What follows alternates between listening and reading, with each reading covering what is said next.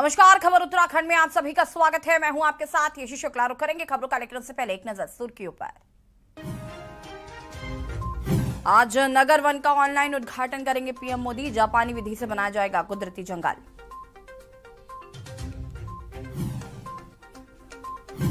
CM Dhami का रुड़की दौरा, drone निर्माण की इकाई का किया शुभारंभ। 12:30 बजे कांवड़ यात्रा की तैयारियों की समीक्षा। उत्तराखंड के नगर में बड़ा हादसा, पंजाब के पर्यटक की ढेला नदी में बही कार, 9 की मौत, एक युवती अस्पताल में भर्ती। पंजीकरण में तीर्थ यात्रियों को बना रिकॉर्ड, अब तक 35.5 लाख श्रद्धालु कर चुके पंजीकरण। आज प्रदेश के 8 जिलों में भारी बारिश का ऑरेंज अलर्ट, कुमाऊं में कहीं कहीं बारिश बरपा सकती है कहर। प्रदेश में सामने आए कोरोना के 52 नए मामले, 1.5 गुना मरीज हुए स्वस्थ। आप देख रहे हैं के न्यूज, खबरों का सारथी। और इसी बीच आपको हल्द्वानी से खबर बता देते हैं, जहां पर सीएम धामी पहुंचे काली चौड़ मंदिर। हल्द्वानी से खबर, सीएम धामी पहुंचे काली चौड़ मंदिर, मां काली के मंदिर में की पूजा अर्चना। हल्द्वानी से खबर आपको बता रहे, जहां पर मां काली के मंदिर में सीएम ने की पूजा अर्चना। मंदिर समिति तथा स्थानीय लोगों से की मुलाकात। सीएम को लोगों ने बताई क्षेत्र की समस्याएं।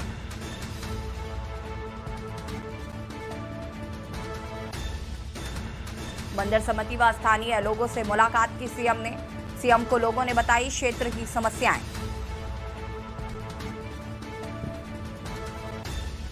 सीएम धामी पहुंचे काली चौड़ मंदिर, मां काली की पूजा अर्चना।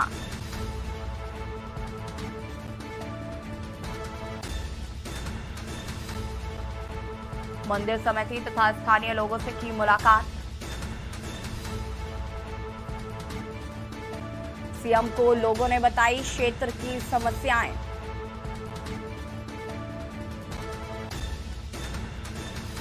हल्द्वानी से खबर, सीएम धामी पहुंचे काली चौड़ मंदिर।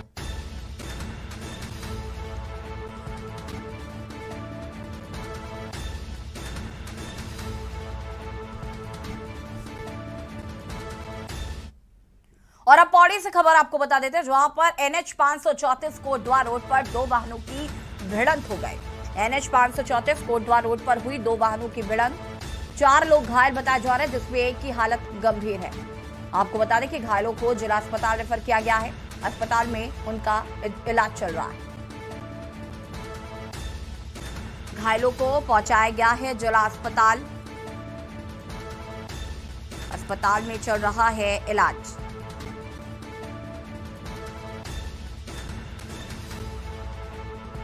पौड़ी NH 534 कोटद्वा रोड पर 2 वाहनों की हुई भिड़ंत।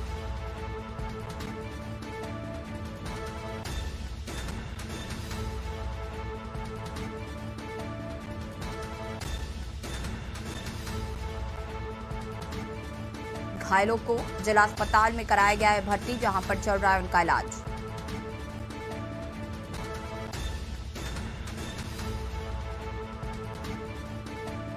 पौड़ी NH 534 कोटद्वा रोड पर 2 वाहनों की हुई भिड़ंत।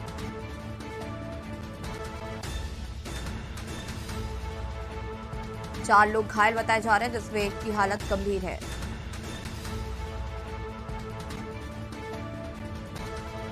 घायलों को पहुंचाया गया है जिला अस्पताल। अस्पताल में चल रहा है इलाज।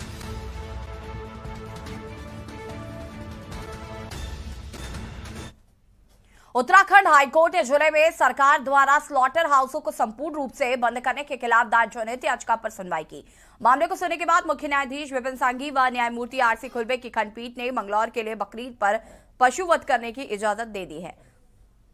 साथ ही में कोर्ट ने मंगलौर नगर पालिका व याचिकाकर्ताओं को निर्देश दिए हैं कि बकरीद पर पशुवध निर्मित स्लॉटर हाउस पे ही करें, अन्य जगह पर नहीं। याचिकाकर्ता ने 10 जुलाई को बकरीद को देखते हुए सरकार के इस आदेश पर रोक लगाने की मांग की थी।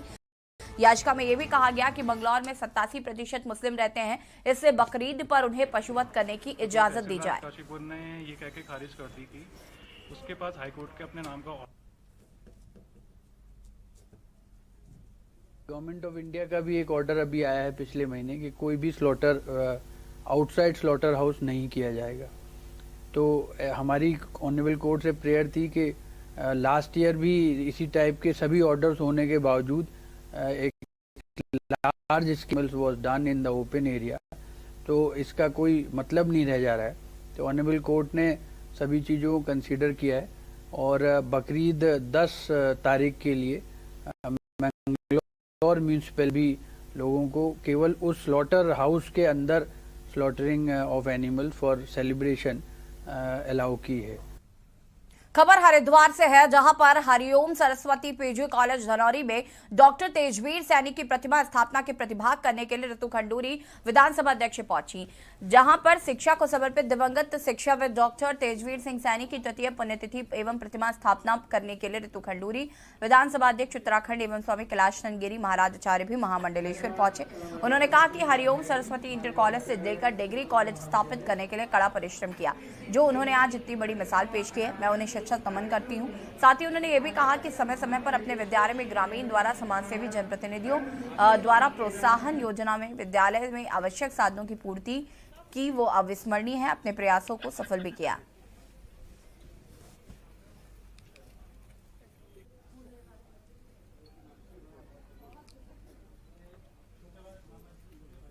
डॉक्टर तेजवीर सिंह सैनी जी की जो पुण्यतिथि है उस पर मूर्ति के अनावरण पे मैं यहाँ पर प्रस्तुत हुई हूँ। मुझे बहुत आनंद आया, बहुत अच्छा लगा कि एक ऐसे पिछड़े क्षेत्र से 5000 बच्चों के यहाँ पे संस्थान खोली है इस ट्रस्ट ने और डॉक्टर सैनी इनके प्रेरणा स्रोत रहे हैं। तो मुझे बहुत अच्छा लगा ये देखकर कि शिक्षा के माध्यम से इस क्षेत्र के पिछड़ेपन को खत्म करने का एक बहुत ही ईमानदार, बहुत ही बढ़िया के लिए चल रहा है। स्वर्गीय तेजवीर सैनी जी का जो योगदान उत्तराखंड के लिए शिक्षा स्थान पर रहा, शिक्षा के कार्यकाल में रहा, ये जो बच्चों के लिए मुझे लगता है बहुत बड़ा विषय है। और आज उनकी मूर्ति का अनावरण था। हमारी उत्तराखंड विधानसभा के विधानसभा अध्यक्ष श्रीमती ऋतु खंडूरी जी, बहुत सारे विशिष्ट अतिथि आए। इस धनौरी विधानसभा में यह हरिओम सरस्वती पीजी कॉलेज का जो प्रांगण है, यह प्रांगण इसलिए सुंदर और अच्छा है कि यहाँ बहुत सारे बच्चे श्रेष्ठ शिक्षा ग्रहण करते हैं। खबर ऋषिकेश से है, जो एम्स की नवनियुक्त निदेशक प्रोफेसर डॉक्टर मीनू सिंह ने पदभार ग्रहण किया। फैकल्टी सदस्यों व अधिकारियों ने उनका स्वागत किया। वहीं एम्स निदेशक प्रोफेसर मीनू सिंह ने एम्स ऋषिकेश में निदेशक का पदभार ग्रहण किया है। इस दौरान संस्थान के dean academic professor Manoj Gupta, medical superintendent professor Sanjeev Mittal समेत फैकल्टी सदस्यों, चिकित्सकों व अधिकारियों ने निदेशक का स्वागत किया। गौरतलब है कि प्रोफेसर मीनू सिंह इससे पूर्व PGIMER चंडीगढ़ में पीडियाट्रिक पल्मोनोलॉजी विभागाध्यक्ष व टेलीमेडिसिन की हेड रही हैं। प्रोफेसर मीनू सिंह WHO के साथ भी कार्य कर चुकी हैं।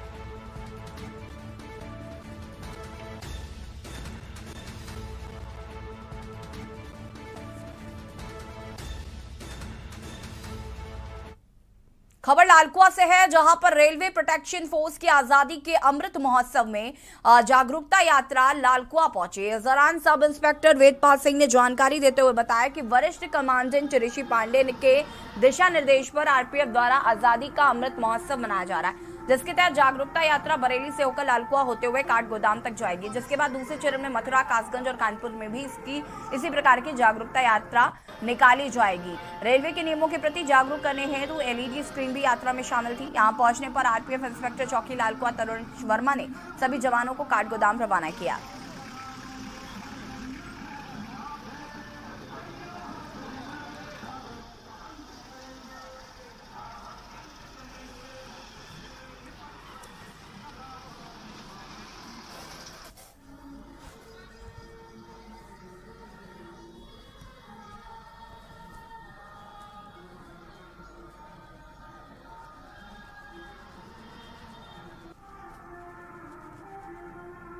का अमृत महोत्सव के उपलक्ष्य में वरिष्ठ कमांडेंट इज्जत नगर के निर्देशन में इज्जत नगर से ये काठगोदाम और काठगोदाम से मथुरा और मथुरा से कानपुर तक चलेगा, जिसमें जनता को जागरूक किया जा रहा है। जनता को हर तरह से रेलवे की हर सुविधाओं की वजह से तरह से जागरूक किया जा रहा है। खबर रुद्रपुर से है, जहां मुस्लिम समुदाय के पर्व ईद उल अजहा को शांतिपूर्ण तरीके से संपन्न कराने को लेकर अमन कमेटी की बैठक रुद्रपुर कोतवाली में आयोजित की गई, जिसमें एसपी सिटी मनोज कात्याल ने ईद का पर्व शांतिपूर्ण तरीके से मनाने की अपील की। वहीं त्योहार को लेकर पुलिस व प्रशासन काफी अलर्ट है। आगामी जो ईद का त्यौहार है, इसकी दृष्टिगत आज की कमेटी की मीटिंग की गई और उसमें शहर के सभी मौजूद में बात की गई। त्यौहार मनाने के संबंध में जो भी एसओपी है वो आवश्यक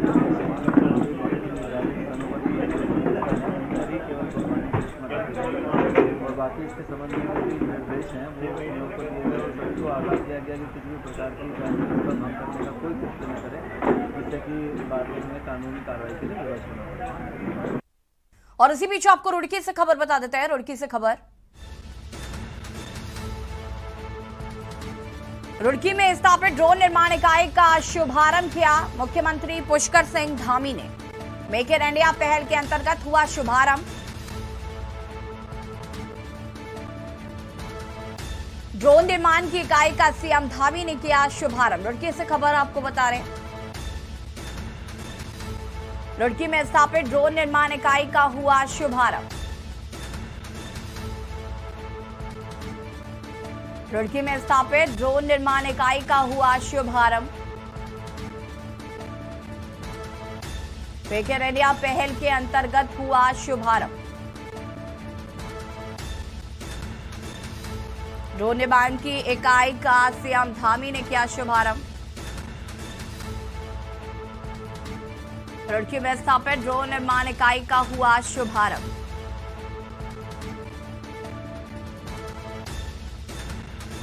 रुड़की में स्थापित ड्रोन निर्माण इकाई का हुआ शुभारंभ। रुड़की से खबर आपको बता रहे हैं, मेक इन इंडिया पहल के अंतर्गत इसका शुभारंभ किया गया।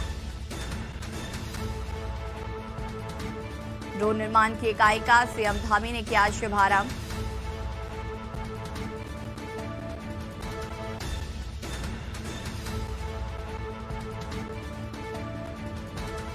रुड़की से खबर,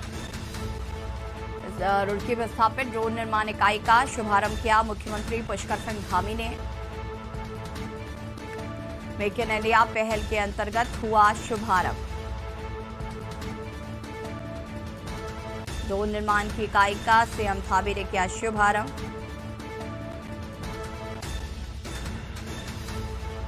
रुड़की में स्थापित ड्रोन निर्माण इकाई का हुआ शुभारंभ। रुड़की में स्थापित ड्रोन निर्माण इकाई का हुआ शुभारंभ।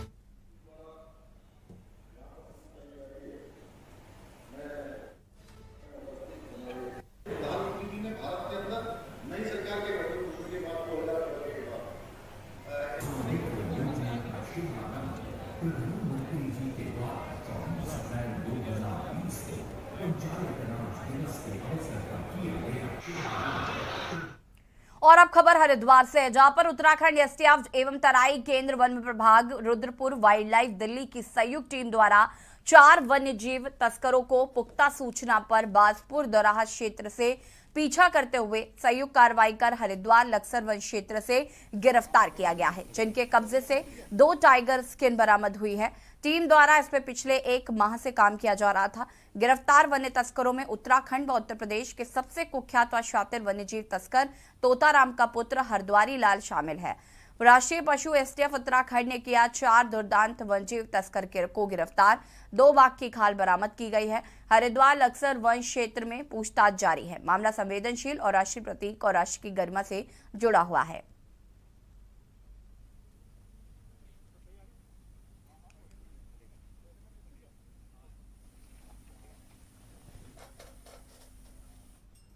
खबर लक्सर से है, जहां पर उत्तराखंड एसटीएफ और वन विभाग की केंद्रीय सुरक्षा टीम ने 4 कुख्यात वन तस्करों को गिरफ्तार किया। गिरफ्तार वन तस्करों के पास से बाघ की खाल भी बरामद हुई है। दोनों टीमों ने हरिद्वार जिले के लक्सर वन प्रभाग क्षेत्र में संयुक्त कार्रवाई की। वन तस्कर बिजनौर जिले के हरिद्वार जिले की सीमा में दाखिल हो रहे थे। उसी समय गांव शेखपुरा के पास से उन्हें गिरफ्तार किया गया। हरिद्वार के डीएफओ दीपक कुमार ने की कार्रवाई की पुष्टि करते हुए बताया कि वन तस्कर गिरफ्तार किए गए हैं। उनके पास से बाघ की खाल भी बरामद हुई है।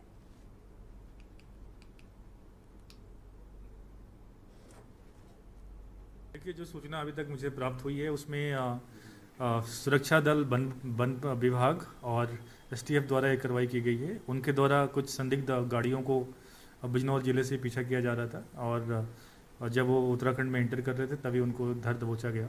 ठीक है, और यहाँ से जो प्राइमरी रिपोर्ट है मेरे पास जो मिला है उसमें कुछ बाघ की खाल होने की जो है पुष्टि हुई है उसमें। बाकी उसमें जो है जांच पड़ताल चल रही है, जैसे ही मिलेगी। और यहाँ रुकेंगे छोटे से ब्रेक के लिए, जल्द हाजिर होते हैं।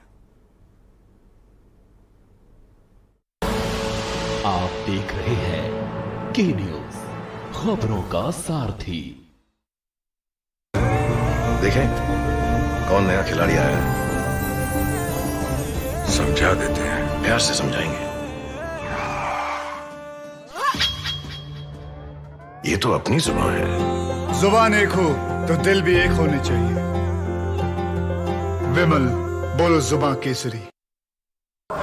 के न्यूज की खास पेशकश, सप्तांत में देखिए कट्टरता का वार कितने किरदार, इस शनिवार रविवार रात 8 बजे और 10 डेज टारगेट चेस इस शनिवार और रविवार रात 8:30 बजे प्रबुद्ध चौहान के साथ। आप देख रहे हैं के न्यूज, खबरों का सारथी। ब्रेक के बाद एक बार फिर से आप सभी का स्वागत है। देश भर में कोरोना काल के चलते राज्य में तीर्थ यात्रियों को लेकर नो एंट्री लगी थी। तमाम देश की जनता को उत्तराखंड आने के लिए बड़ा संघर्ष करना पड़ा, जिसके चलते हिंदू धर्म में आस्था का प्रतीक कांवड़ यात्रा भी अब तक 2 साल से देवभूमि में बंद थी। लेकिन अब शिव श्रद्धालुओं के लिए ये बेहद खुशी का उत्साह का दिन है। इस बार 14 जुलाई से यात्रा की शुरुआत हो रही है। कांवड़ यात्रा बेहद भव्य और सुरक्षित ढंग से कराने की मुहिम उत्तराखंड सरकार ने जताई है। कांवड़ यात्रा में इस बार सरकार को उम्मीद है कि यात्रियों की संख्या 4 करोड़ से ज्यादा होगी। श्रद्धालु देवभूमि हरिद्वार में गंगा जल के लिए आएंगे, जिसके चलते शासन और प्रशासन ने अपनी कमर भी कस ली है। हर यात्री को प्रदेश की सीमा में प्रवेश के लिए अपना पहचान पत्र लाना भी अनिवार्य होगा। CCTV में चप्पे चप्पे पर निगरानी रखी जाएगी। वहीं सूबे के मुख्यमंत्री पुष्कर सिंह धामी ने इस बार अनोखी मुहिम पर्यावरण बचाव को और बेहतर बनाने के लिए हर शिव भक्तों के से एक पौधा लगाने की अपील की है। साथ ही आने वाले श्रद्धालुओं पर फूलों की वर्षा भी की जाएगी। अब करोड़ों की संख्या में आने वाले शिव भक्तों की सरकार व्यवस्था किस तरीके से बेहतर कर पाएगी, ये देखने वाली बात होगी। देखिए रिपोर्ट।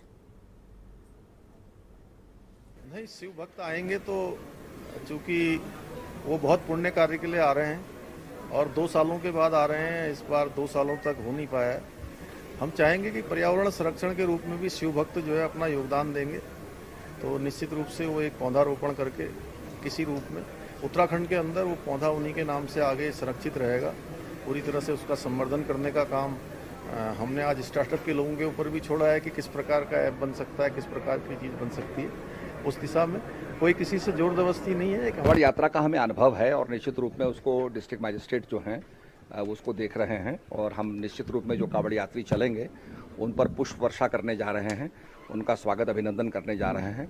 और सभी से आग्रह है कि धार्मिक यात्रा है, सभी अपने धैर्य और संतोष का परिचय दें और सहिष्णुता का परिचय दें। और निश्चित रूप में ये एक धार्मिक यात्रा होने के साथ साथ इसमें हमें पुण्य लाभ भी प्राप्त करना है।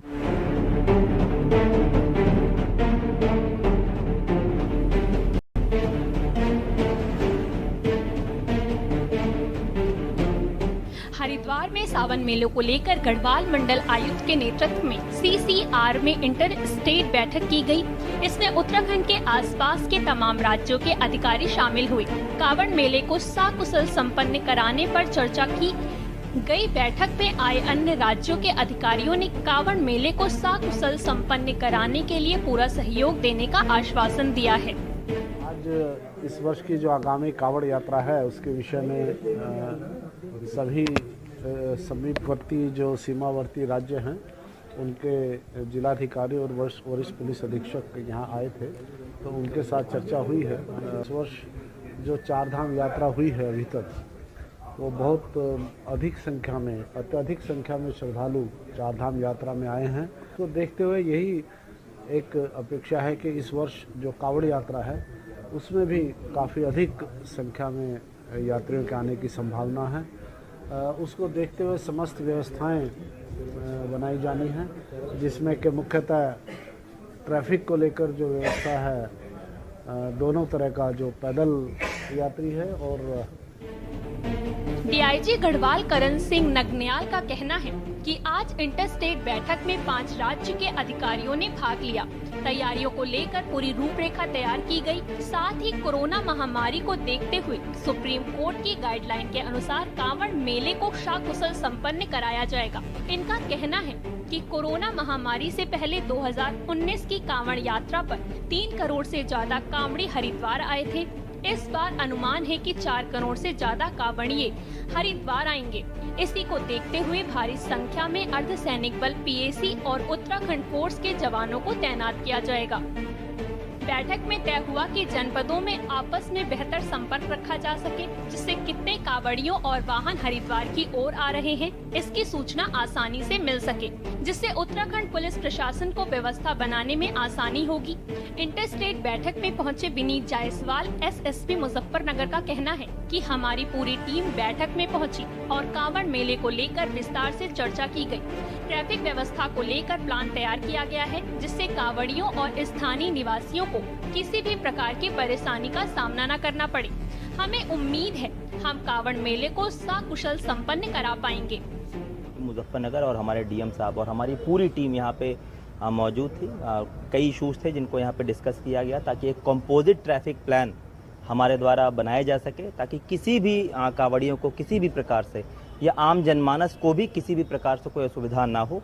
इसी दिशा में सब लोग काम कर रहे हैं और हमें उम्मीद है कि बहुत सकुशलता से और अच्छे तरीके से हम इस कार्यक्रम को संपन्न कराएंगे। ये पर्याप्त संख्या में जो है पुलिस और प्रशासनिक अधिकारियों की ड्यूटी उसमें लगाई जा रही है। तमाम और तरीके की पीस कमेटी मीटिंग्स लेकर और जितने भी इनसे संबंधित स्टेक होल्डर्स हैं सभी से लगातार संवाद किया जा रहा है। कांवड़ यात्रा की शुरुआत से पहले राजनीतिक गलियारों से भी सरकार की व्यवस्था और कामों को लेकर कांग्रेस निशाना साध रही है। विपक्ष का मानना है कि सरकार नए नए नियम लागू करती है, जिसकी वजह से 4 धाम यात्रा में यात्रियों को बहुत परेशानी उठानी पड़ी। अब सरकार के पास कांवड़ मेला है, जो अपनी गलतियों को सुधारने का अच्छा समय है, ताकि दूसरे प्रदेशों से आने वाले यात्रियों को सुविधाजनक यात्रा का अनुभव हो, जिसके लिए सरकार कोई ठोस नीति बनानी पड़ेगी।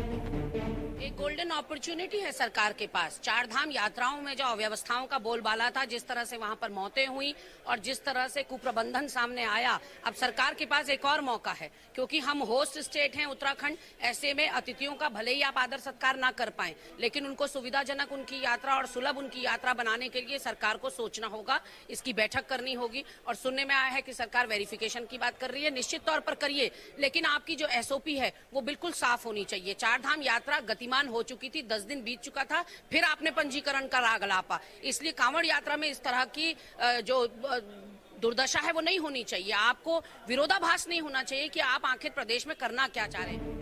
यूँ तो सरकार ने काफी धर्म से जुड़े भव्य कार्यक्रम प्रदेश में सकुशल संपन्न कराए हैं, लेकिन इस बार 4 धाम यात्रा के साथ लंबे समय से बंद कांवड़ यात्रा को सकुशल संपन्न कराना भी एक बड़ी चुनौती है। अब देखना होगा कि अन्य राज्यों से देवभूमि में आने वाले यह शिव कांवड़ी पर्यावरण को सुरक्षित रखने में प्रदेश सरकार का कितना सहयोग कर पाएंगे। आगामी कांवड़ यात्रा को लेकर शासन और प्रशासन द्वारा तमाम तरह की तैयारियां की जा रही है। अनुमान लगाया जा रहा है इस बार तकरीबन 4 करोड़ से ज्यादा शिव भक्त कांवड़िए मां गंगा का जल लेने हरिद्वार पहुंचेंगे, क्योंकि कोरोना महामारी के कारण 2 साल तक कांवड़ियों की संख्या में काफी कमी आई थी। भारी संख्या में कांवड़ियों के हरिद्वार पहुंचने पर सुरक्षा व्यवस्था भी जिला प्रशासन के लिए एक बड़ी चुनौती होगी। इसी को देखते हुए उत्तराखंड के तमाम आसपास के राज्यों के अधिकारियों के साथ भी बैठकों का दौर जारी है। आशुष शर्मा, के न्यूज, हरिद्वार। और इसी बीच आपको हरिद्वार से खबर बता देते हैं। अब से थोड़ी ही देर में मुख्यमंत्री पुष्कर सिंह धामी पहुंचेंगे होटल गार्डेनिया। सीएम धामी कुछ ही देर में पहुंचेंगे होटल गार्डेनिया। ज्वालापुर पूर्व विधायक सुरेश राठौर की बेटी की शादी में करेंगे शिरकत। पूर्व कैबिनेट मंत्री स्वामी यतीश्वरानंद महाराज भी होंगे शामिल। शिवालिक नगर के नगर पालिका अध्यक्ष राजीव शर्मा भी इस शादी समारोह में शामिल होंगे। सीएम धामी कुछ ही देर में पहुंचेंगे होटल गार्डेनिया। ज्वालापुर पूर्व विधायक सुरेश राठौर की बेटी की शादी में करेंगे शिरकत। शादी में कई भाजपा नेता होंगे शामिल।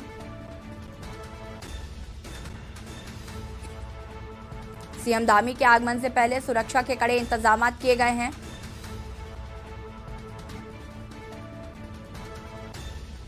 हरिद्वार से खबर, सीएम धामी कुछ ही देर में पहुंचेंगे होटल गार्डेनिया। ज्वालापुर पूर्व विधायक सुरेश राठौर की बेटी की शादी में करेंगे शिरकत। पूर्व कैबिनेट मंत्री स्वामी यतीश्वरानंद महाराज भी होंगे शामिल। शिवालिक नगर के नगर पालिका अध्यक्ष राजीव शर्मा भी होंगे शामिल। सीएम धामी कुछ ही देर में पहुंचेंगे होटल गार्डेनिया। ज्वालापुर पूर्व विधायक सुरेश राठौर की बेटी की शादी में करेंगे शिरकत। इस शादी समारोह में कई भाजपा नेता होंगे शामिल।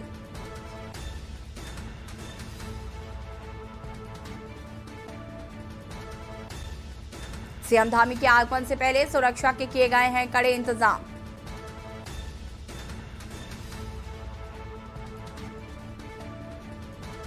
हरिद्वार से खबर आपको बता रहे हैं, अब से थोड़ी ही देर में होटल गार्डेनिया पहुंचेंगे सीएम धामी। ज्वालापुर पूर्व विधायक सुरेश राठौर की बेटी की शादी में करेंगे शिरकत।